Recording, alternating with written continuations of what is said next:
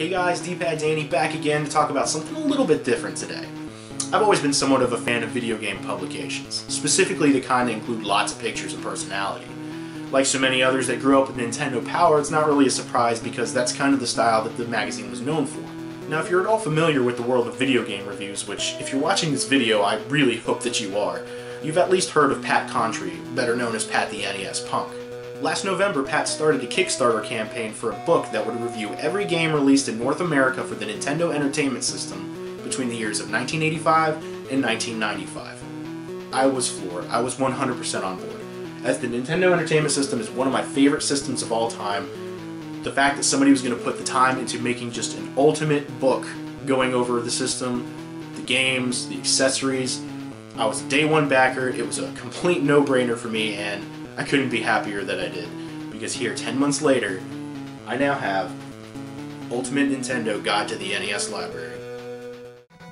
I was quite excited about this book. Who am I kidding? It's more of a tome than anything.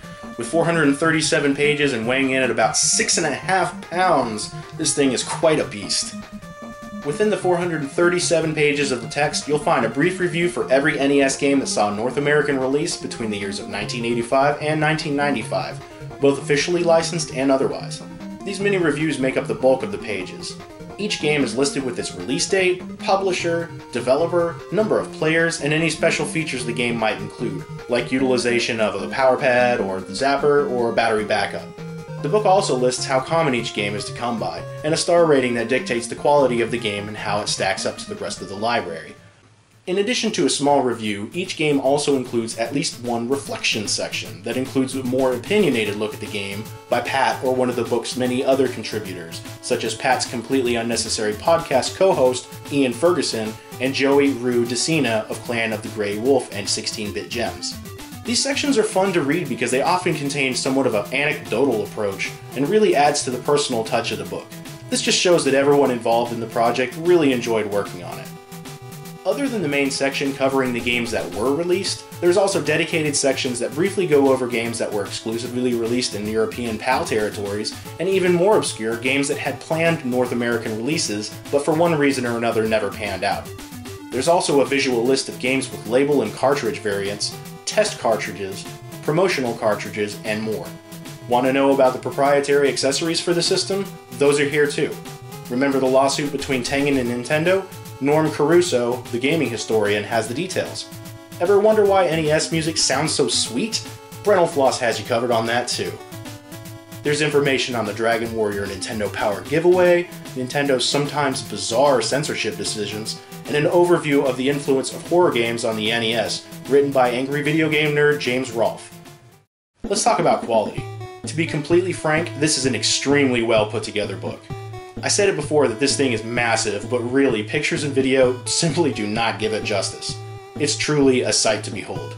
The pages are thick and tough, no cheap paper here. The cover is solid, and the binding is even sewn in for extra durability. As far as composition goes, this book is well designed from cover to cover. There's some introductory pages, a how to use this guide page, a list of contributors, and of course the ever useful table of contents listing where to find each game included. Want to know what rating Iron Sword was awarded? That's just a quick flip to page 158. Who published Hudson Hawk? Bam! Page 149. It's all here and very easy to navigate. I even made it into the book in the backer section. A winner is me. Yay! Pound for pound, this book is awesome.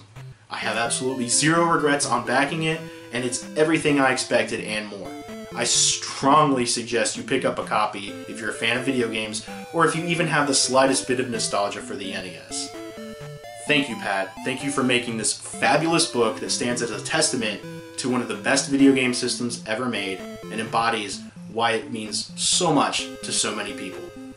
Guys, thanks for watching. I'm D-Pad Danny. I will see you next time.